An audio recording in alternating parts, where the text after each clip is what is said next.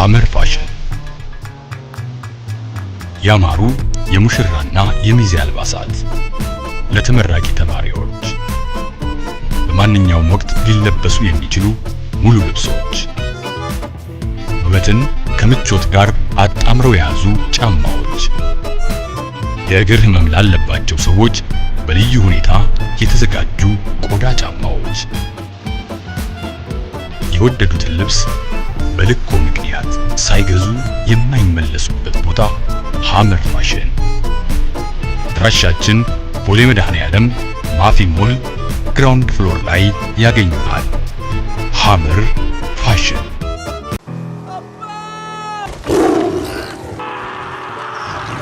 ሌላ ፊልም ይዤላችሁ መጥቻለሁ። ላይኳንም ኮሜንቷንም ሰብስክራይቧንም ገጨት ታርጓት። እንቀጥል። የዛሬው ፊልማችን መነሻውን የሚያደርገው በህንድ ገጠራማ ቦታ ላይ ነው። ዛሬ ላይ ጎልማሳ ሆኖ የሚገኘው ፓይ ከልጅነቱ ጀምሮ ያሳለፈውን ውጣ ውረድ ለአንድ ደራሲ ሲተርክለት እናያለን። ወላጆቹ በፈረንሳይ በሚገኝ የመዋኛ ገንዳ ስም ፒሲ ሞሊተር ብለው ሰይመውታል። ከፈረንሳይኛ ይልቅ ብዙዎች እንግሊዘኛ በሚናገሩባት ህንድ ውስጥ ጓደኞቹ በእርግጥ ፒ ወይም ሽንት የሚል ቅጽል ስም አውጥተውለት ነበር። ይህን ለማስቆም ቆርጦ ፓይ የሚለውን ስም ተቀበለ። መጀመሪያ ላይ የክፍል ጓደኞቹ አልተቀበሉትም ነበር።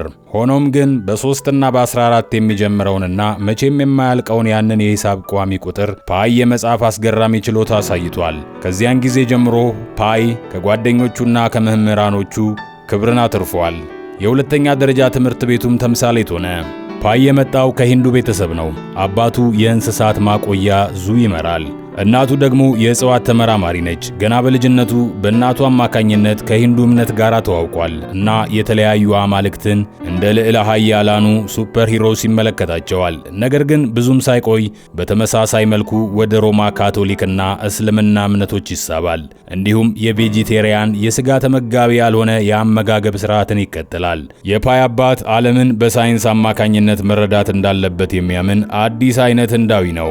አባት እንደሚለው ፓይ በአንድ ጊዜ 3 የተለያዩ እምነቶችን መከተል አይችልም። ምክንያቱም በሁሉም የሚያምን ከሆነ በአንዳቸውም አያምንም ማለት ነው።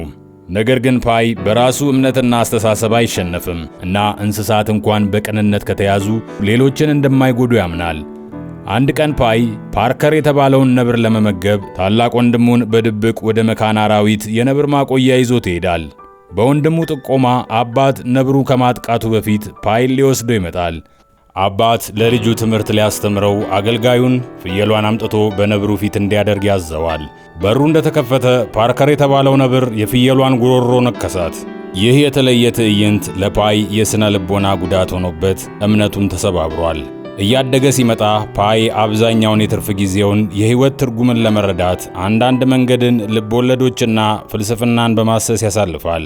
አንድ ቀን ከአንዲት ዳንሰኛ ጋር ይገጣጠማል። በእሷ የዳንስ እንቅስቃሴ ተማርኮ ፓይ የአንድን የዳንስ እንቅስቃሴ ትርጉም ሊጠይቃት ዳንሰኛዋን ይከታተላታል። ዳንሰኛዋ እሱ ዳንሱን ሲያስመስል ትደሰታለች እና ትርጉሙ የሎተስ አበባ በጫካ ውስጥ ተደብቋል እንደሆነ ታስረዳዋለች። ከዚያ በኋላ ፓይ ከዳንሰኛዋ ጋር ፍቅር ይዘዋል። ፓርከርንም እንድታየው ይዟት ይመጣል። ውዶቼ ፓርከር እያልኩ የምጠራው ነብሩን ነው። እሺ እዛ ፊልሙ ላይ ነብሩ ፓርከር በሚባል ስም ነው የተጠራው። ሌላ ሰው እንዳይመስላችሁ ድግር እንዳትሰኙብኝ ብዬ ነው። እሺ እንቀጥል። ሆኖም በሀገሪቱ በደረሰው የኢኮኖሚ ድርቅ የአባቱ መካነ አራዊት ይከስራል። እናም እንስሳቱን ለሽያጭ ወደ ሰሜን አሜሪካ በመርከብ ለመላክ ያቅዳል። በተጨማሪም መላው ቤተሰብ ወደ ካናዳ እንደሚሰደድ ያስታውቃል። ፓይ አጥብቆ ቢቃወምም አባቱ ሐሳቡን አይለውጥም። ከመሄዱ በፊት ከዳንሰኛዋ ጋር አስደሳች ጊዜን ያሳልፋል። ዳንሰኛዋ በቀይ ክር የተሰራ አምባር በእጇ አንጓ ላይ ታስርለታለች። ከብዙ ዓመታት በኋላ ፓይ እንዴት እንደተሰነባበቱ ማስታወስ አይችልም። እናም ፓይ ወደ ውጭ ሀገር የሚሄደውን መርከብ ይሳፈራል። በእራት ሰዓት እናት የቬጂቴሪያን ምግብ ብትጠይቅም ትዕቢተኛው የወጥ ቤት ሼፍ ግን አሁንም ስጋ ነው የሚሰጣት። እናትየው በመረጠችው ምግብ ላይ ብትጸናም ሼፉ ግን እሺ አይልም። በአስከፊው የሼፍ ባህሪ የተበሳጨው አባት ከእሱ ጋር ይጣላል። በኋላ ላይ የፓይ ቤተሰብ በምግብ ቅር ይሰኛል። አንድ ቡድሂስት መርከበኛ የስጋ መረቅ እንደ ስጋ እንደማይቆጠር ይነግራቸዋል። እንደዚያም ሆኖ ፓይ ለመብላት ፈቃደኛ አይሆንም። መርከቡ ወደ ማሪያ ትሬንች እየገባ ሳለ ከባድ አደጋ ይደርስበታል። በከባድ ማዕበል ውስጥ ግዙፍ ሞገዶች የመርከቧን ወለል ይደበድባሉ። ከእንቅልፍ የነቃው ፓይ በከፍተኛ ጉጉት ወደ መርከቡ ወለል ይወጣል። ብዙም ሳይቆይ የባህር ውሃ ወደ መርከቡ በመግባት መርከቡ እንዲሰምጥ ያደርጋል። ፓይ ቤተሰቡን ለማዳን ወደ ክፍሎቹ በፍጥነት ቢመለስም ሙሉ በሙሉ በውሃ ውስጥ ሰጥመው በማግኘቱ አቅመ ቢስ ሆኖ እርዳታ ለመጠየቅ ወደ መርከቡ ወለል ይመለሳል።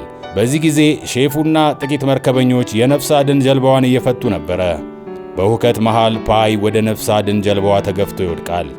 በድንገት አንድ የሜዳ አህያ ወደዚያችው ነፍስ አድን ጀልባ ዘላ ስትወርድ ገመዱ ተበጠሰ። የነፍስ አድን ጀልባዋ መንሳፈፍ ጀመረችና በግዙፉ ማዕበል እየራቀች ተገፋች። እየሰመጠች ያለችውን የጭነት መርከብ እየተመለከተ ፓይ በከንቱ ያፏጫል፣ እንዲሁም ይጮሃል።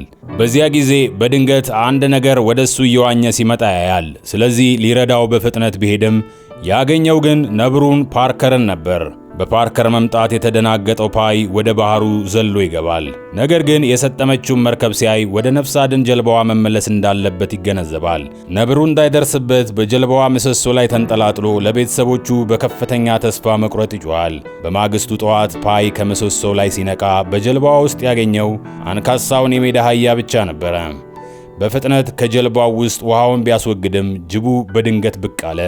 ፓይ ጅቡን በጣም ስለፈራው እየተደናበረ ወደ ምሰሶው ተመለሰ።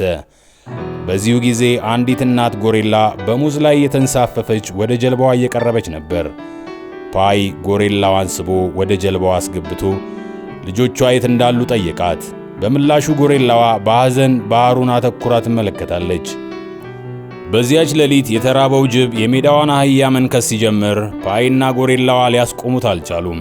ስለዚህ የሜዳ አህያዋ ሞተች። በኋላም ፓይ በባህሩ ላይ በሕይወት ለመቆየት የሚያስችል መመሪያ እንዲሁም በርካታ የነፍስ አድን ጃኬቶችና ሌሎች ቁሳቁሶችን አገኘ። ከነፍስ አድን ጃኬቶቹና ከመቅዘፊያዎቹ ቀላል የሆነች መንሳፈፊያ ይሰራል። በድንገት ጅቡ ከጎሪላዋ ጋር መታገል ጀመረና ገደላት። በጎሪላዋ ሞት በጣም የተናደደው ፓይ ጅቡን ለመታገል ቆርጦ ተነሳ። እሱ በሚደነግጥበት ጊዜ ፓርከር ከየት እንደመጣ ሳይታወቅ በድንገት ወደ ጀልባዋ ወርዶ ጅቡን ወዲያውኑ ገደለው። ፓይ በፍርሃት ጀልባውን ለቆ በመንሳፈፊያው ላይ ወጣ። በኋላ ፓርከር ተኝቶ ሳለ ፓይ አንዳንድ ቁሳቁሶችን ለማግኘት በድብቅ ወደ ጀልባዋ ተመለሰ። በቁሳቁሶቹ አካባቢ ስትሮጥ የነበረችን አንዲት አይጥ ያያል። ባልተጠበቀ ሁኔታ ፓርከር ከእንቅልፉ ሲነቃ ፓይ አይጧን ለፓርከር መግቦ ወደ መንሳፈፊያው ተመለሰ። ሌሊት ሲመጣ ፓይ በመንሳፈፊያው ላይ ብቻውን እየተንሳፈፈ በተስፋ መቁረጥ አለቀሰ። ባህሩ እስከ ንጋት ድረስ በማያልቀው ጨለማ ተሸፍኖ ነበረ። ፀሐይ ስትወጣ ባህሩ እንደ መስታወት ይመስላል። ነጯን ጀልባና ልጁን ደማቅ በሆነ ደመና ውስጥ የሚያንሳፍፍ ይመስል ያንጸባርቃል። ፓይ በብዕርና በወረቀት ደብዳቤ ጽፎ በጠርሙስ ውስጥ ካስቀመጠው በኋላ ወደ ባህር ወረወረው። በባህርና በሰማይ መካከል ቆሞ መለኮታዊ መመሪያን አጥብቆ ፈለገ፣ ጸለየ። ከዚያ በኋላ የባህር ላይ የአደጋ ጊዜ መመሪያውን ማጥናት ጀመረ። ብዙ የአደጋ ጊዜ ክህሎቶችንም ተካነ። በተጨማሪም በመመሪያ ውስጥ የተቀመጡትን ዘዴዎች በመጠቀም ፓርከር የማዕበል ሕመም እንዲሰማው እንዲታወክ ጀልባዋን በኃይል ነቀነቃት። መጀመሪያ ላይ ፓይ በመሽናትና ከፓርከር ጋር ግዛቱን ለመከፋፈል ሞከረ። ነገር ግን ፓርከር በንቀት በሚመስል ሁኔታ ፊቱ ላይ ሸናበት። ፓርከር በማንኛውም ጊዜ ወደ መንሳፈፊያው ዋኝቶ ሊበላው ስለሚችል ፓይ ፓርከርን ለመመገብ አሳ ማጥመድን መማር ነበረበት። ሆኖም ፓርከር ከረሃቡ የተነሳ አሁንም ወደ ባህሩ ዘሎ ቢገባም ምንም ምግብ ማግኘት አልቻለም። ፓርከር ሲቀርበው የተመለከተው ፓይ ወደ ነፍስ አድን ጀልባዋ ሸሸ። ፓርከር ግን በባህር ውስጥ ተጠምዶ ጀልባዋ ላይ መውጣት አልቻለም። ፓይ መጀመሪያ ላይ መንሳፈፊያውን ወደ ጀልባዋ አስጠግቶ ፓርከርን ትቶ ለመሄድ አቅዶ ነበረ። ነገር ግን ነብሩ እንዲሞት ትቶት ለመሄድ ልቡ አልጨክንልህ አለው። ስለዚህ ጎትቶ ወደ ጀልባዋ ካወጣው በኋላ እንደገና ወደ መንሳፈፊያው ተመለሰ። አንድ ቀን ፓይ አሳ ያዘ። ነገር ግን አሳውን ከገደለው በኋላ ምርር ብሎ አለቀሰ። አሳውን በመላክ ሕይወቱ ስላተረፈለት ፈጣሪን አመሰገነ። ከዚያም ፓይ ለፓርከር አፏጭቶ አሳውን መገበው። ምሽት ላይ ፓይ አስደናቂውን የባህር ገጽታ እያጣጣመ ሳለ አንድ ግዙፍ አሳ ነባሪ ወደ አየር ብድግ ብሎ የፓይን መንሳፈፊያ ገለበጠው። ይህም ሁሉንም ምግቡንና የመጠጥ ውሃውን ወደ ባህር ውስጥ ይደፋዋል። ልክ ፓይ በምግብ እጥረት መጨነቅ ሲጀምር አንድ ግዙፍ የዓሣ መንጋ ወደ ጀልባው በረረ። ፓይ ለምግብ የሚሆን አንድ ትልቅ ዓሣ ከፓርከር ለመንጠቅ ቻለ። ለመጀመሪያ ጊዜ ጥሬውን በላው። በጀልባዋና በመንሳፈፊያው መካከል መጓዝ አደገኛ በመሆኑ ፓይ በድፍረት በነብሩ ላይ ጦርነት አውጆ በጥበብና በድፍረት ገራው። ከዚያም በመርከቧ ላይ ከነብሩ ጋር ሰላም መፍጠር ብቻ ሳይሆን ወዳልታወቀው በሚደረገው ጉዞ ላይ የራሱን ቦታ አስቀመጠ። አሁን ፓይ በሕይወት መትረፍንና ከአካባቢ ጋር መላመድን ተምሯል። የመንሳፈፍ ጉዞውን በማስታወሻ ደብተር ላይም ይመዘግባል። ያለ ነብሩ መኖር እንደማይችልም ይገነዘባል። የነብሩ ፍራቻም ንቁ እንዲሆን ያደርገዋል። ከዚህም በላይ የፓርከርን ሕልውና ፍላጎቶች ለማሟላት በሕይወቱ አዲስ ዓላማ አግኝቷል። አንድ ቀን ፓይ ባጠገባቸው አንዲት መርከብ ስታልፍ ያያል። ወዲያውኑ የእርዳታ ምልክት ቢልክም ምንም ውጤት አላመጣም። ፓይ በተወሰነ መልኩ ቅር ቢሰኝም ተስፋ መቁረጥ ግን አልፈለገም። ከቀን ወደ ቀን አሁንም ማንም ሊያድነው አልመጣም። ሰላማዊ በሆነ ምሽት ፓይ በባህሩ ግርጌ ላይ የተለያዩ የእንስሳት ዝርያዎች የእናቱ ፊት እንኳን የሚታዩበት ምስጢራዊና አስገራሚ ማስታወሻ አዙሪት ያያል። ነገር ግን ፓይ የቤተሰቡን አባላት የጫነችውን የጭነት መርከብ በባህሩ ውስጥ መቀበሯን በግልጽ ያውቃል። በቃላት አማካኝነት መዳንን እንደሚያገኝ ተስፋ በማድረግ በየቀኑ ማስታወሻ መያዙን ቀጠለ። በጊዜ ሂደት ቀንና ሌሊትን፣ ሕልምና እውነታን መለየትም አልቻለም። በግራ መጋባትና በድንዛዜ ውስጥ ሳለ ማዕበል መጣ። ጀልባዋ በኃይል ተናወጠች። ማስታወሻ ደብተሩም በነፋስ ተወሰደ። ፓይ በነጭ ሸራ ላይ ተንበርክኮ ስለ ማዳን ጸጋው እግዚአብሔርን አመሰገነ። ነብሩም ፓርከርን እግዚአብሔርን እንዲያመልክ ጠየቀው። ነገር ግን ፓርከር ከማዕበሉ ጋር በፍርሃት እየታገለ ነበረ። ፓይ አሁን ያለው ብቸኛ ጓደኛውን ነብሩን ፓርከርን እግዚአብሔር ለምን ሊያስፈራራቸው እንደፈለገ ጠየቀው። ከዚያም ፓይ ወደ ክፍሉ ተመልሶ ከጀልባዋ ሸራ ስር ተደበቀ። ማዕበሉ ከበረደ በኋላ ፓይ ራሱን ለማደስ ጥቂት የዝናብ ውሃ ጠጥቶ ለፓርከርም የተወሰነ አቀረበለት። በሚያሳዝን ሁኔታ ፓርከር ሊሞት የተቃረበ ይመስላል። በከፍተኛ ሐዘን ፓርከርን እየደባበሰ ፓይ ራሱንም ለሞት አዘጋጀ። ሆኖም ንቃተ ሕሊናውን መልሶ ሲያገኝ በአረንጓዴ በተሞላች ደሴት ላይ ነበሩ። ፓይ ወዲያውኑ በምግብ ረሃቡን አረካና ወደ ደሴቷ ገባ። ደሴቷ ሙሉ በሙሉ በእጽዋትና በስሮች የተሸፈነች ነበረች። በደሴቷ መሃል ብዙ ትናንሽ ክብ ሐይቆች ነበሩ። ሞንጉስ የተባሉ ትናንሽ እንስሶችም በቦታው ላይ አሉ። ፓርከር ሙንጉሶቹን ለምግብነት ሲያድስ፣ ፓይ በደስታ በሐይቅ ውስጥ ዋኘ። ከዚያም ፓይ በጫካ ውስጥ ተዘዋውሮ ዳንሰኛዋ የሰጠችውን አምባር ከአንድ የዛፍ ስር ላይ አሰረው። ሲመሽ ሁሉም ሙንጉሶች በፍጥነት ወደ ዛፎቹ ወጡ። ፓይም በፍርሃት ተመለሰ። በሌሊት ላይ ፓይ ሐይቁ ሲያበራና በውስጡ ያሉ ዓሦች ሲበሰብሱ አገኘ። በዚህ ቅጽበት ደሴቷ አሁን እንደተኛች ሴት አካል ትመስላለች። በኋላ ፓይ እንደ ሎተስ አበባ በሚመስል አበባ ውስጥ የሰው ጥርስ አገኘ። ይህም ደሴቷ ሰው በላ እንደሆነች ያሳያል። በቀን የሐይቁ ውሃ ንጹሕ ሲሆን፣ ሌሊት ግን ንጹሕ ውሃ ወደ አሲድነት በመለወጥ በውስጡ ያሉትን ሕያዋን ሁሉ ያበሰብሳል፣ እንዲሁም ያሟሟል። ያ ያገኘው ጥርስም ምናልባት ወደ ደሴቷ መጥቶ ብቻውን በዚያ የሞተ ሰው ሊሆን እንደሚችልም ያስባል። ፓይ እንደዚያ ሰው ተረስቶና ብቻውን ሆኖ መቅረትን አልፈለገም። መሞት ቢኖርበትም እንኳን ወደ ሰለጠነው ዓለም ለመመለስ ናፈቀ። በማግስቱ ፓይ ጀልባውን በንጹሕ ውሃ፣ እጽዋትና ለፓርከር የሚሆኑ ግማሽ ጀልባ ሙሉ ሙንጉሶችን ጫነ። የፓይን ፊሽካ ተከትሎ ፓርከር ጀልባዋ ላይ ወጣ። እነሱም ጉዞአቸውን ጀመሩ። እንደሚባለው እነሱ ከሄዱ በኋላ ደሴቷ ጠፋች። ማንም ዳግም አላያትም። ፓይ እንዲህ ያለውን ተሞክሮ እግዚአብሔር ለሱ ያደረገው ጥበቃ እንደሆነ ይቆጥረዋል። በከፍተኛ ችግሮች ውስጥ እንኳን እግዚአብሔር እንደማይተወውና ሁልጊዜ እንደሚረዳው ያምናል። ለማይታወቅ ጊዜ ያህል ከተንሳፈፈ በኋላ ፓይ በመጨረሻ ዳርቻ ላይ ደረሰ። እሱ በባህር ዳርቻው ላይ በድካም ተዘርሮ ሳለ ፓርከር ወደ ኋላው ሳያይ ወደ ጫካው ገባ። ይህን ያህል ጊዜ አብረው ካሳለፉ በኋላ ፓርከር ለምን ምንም ሳይሰናበት እንዲሁ እንደተወው ፓይ ሊረዳው አልቻለም። በመጨረሻም የአካባቢውን ሰዎች እርዳታ አገኘ። ምርጥ ጓደኛውን ነብሩን ፓርከርን በማጣቱ ግን ስቅስቅ ብሎ አለቀሰ። በኋላም ከመርከብ ካምፓኒው የመጡ መርማሪዎች የመርከቡን መስጠም ምክንያት ለማጣራት መጡ። ፓይ ታሪኩን ነገራቸው። ነገር ግን እነሱ እንዲህ ያለውን ምናባዊ ታሪክ አላመኑም። ስለዚህም ፓይ ሌላ የታሪኩን አካል ነገራቸው። ከሰጠመችው መርከብ 4 ተሳፋሪዎች ድነዋል። እነሱም ፓይ፣ እናት፣ ሼፉና ቡዲስቱ መርከበኛ ናቸው። መርከበኛው ወደ ነፍስ አድን ጀልባው ሲዘል እግሩ ተሰበረ። ሼፉ እሱን ለማዳን የመርከበኛውን እግር ቢቆርጥም መርከበኛው ግን አሁንም ከመሞት አልዳነም። ለሕልውናቸው ተጨማሪ ምግብ እንደሚያስፈልጋቸው በማሰብ ሼፉ የመርከበኛውን አስከሬን ዓሣ ለማጥመድ እንደ ማጥመጃ ተጠቀመበት። ይህን ስታውቅ እናት ሼፉን በንዴት ገጠመችው። ነገር ግን ሼፉ የመርከበኛውን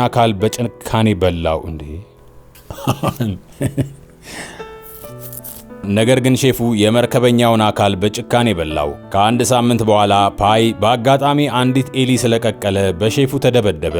ፓይን ለመከላከል እናት ከሼፍ ጋር ብትታገልም ሼፉ ገደላት። ይህም በፓይ ውስጥ ያለውን ክፉ ጎን ቀሰቀሰ። በማግስቱም ሼፉን በቢላዋ ወግቶ ገደለው። ከዚያን ጊዜ ጀምሮ እስኪያድግ ድረስ በፓስፊክ ውቅያኖስ ላይ ብቻውን ተንሳፈፈ። መርማሪዎቹ ምንም ቃል አልተነፈሱም። በሆነ ምክንያት ሁለተኛውን ታሪክ አልወደዱትም። ደራሲው በሁለቱ ታሪኮች መካከል ያለውን ግንኙነት ለመረዳት የሚችል ብልህ ነበር። በመጀመሪያው ታሪክ ውስጥ ያለው እንስሳ ከሁለተኛው ታሪክ ሰብአዊ ገጸ ባህሪ ጋር ተመሳሳይነት አላቸው። ለምሳሌ እግሩ የተሰበረው የሜዳ አህያ እግሩን የተሰበረውን ቡዲስት መርከበኛን ይወክላል። ጅቡ ጨካኙን ሼፍ ይወክላል። እናት ጎሬላዋን እናት ትወክላለች። ነብሩ ፓርከር ደግሞ ከቀዳማዊ ተፈጥሮውና ከችግሮች ጋር በነበረው ትግል ወቅት የተቀሰቀሰውን የፓይን ክፉ ጎን ማለትም ፓይን ራሱን ይወክላል። መልካምና ክፉ የሰው ልጅ ውስጣዊ ስሜት ሁለት ገጽታዎች በመሆናቸው በአንድ ሰው ውስጥ አብረው ሊኖሩ ይችላሉ እና ፓይ ጉዞውን በሙሉ ጨካኙን ነብር ከመግራት ይልቅ በእርግጥም በመልካምና በክፉ መካከል ሚዛንን ለመጠበቅ ከፍተኛ ትግል ሲያደርግ ነበረ። ከነዚያ ከባድ ችግሮች እንዲተርፍ የረዳው ክፉ ውስጣዊ ስሜቱ እንደሆነ ቢያውቅም እንኳን ይህ ወደ ሰለጠነው ዓለም ከደረሱ በኋላ ወዲያውኑ ነብሩ ምንም ሳይሰናበት ጥሎት የሄደበትንና ፓይ ምርጥ ጓደኛውን በማጣቱ ምርር ብሎ ያለቀሰበትን ምክንያት ያስረዳል። የሰለጠነው ዓለም በፍጹም የነብሩ ፓርከርና የፓይ ክፉ ጎን ቦታ አይደለም።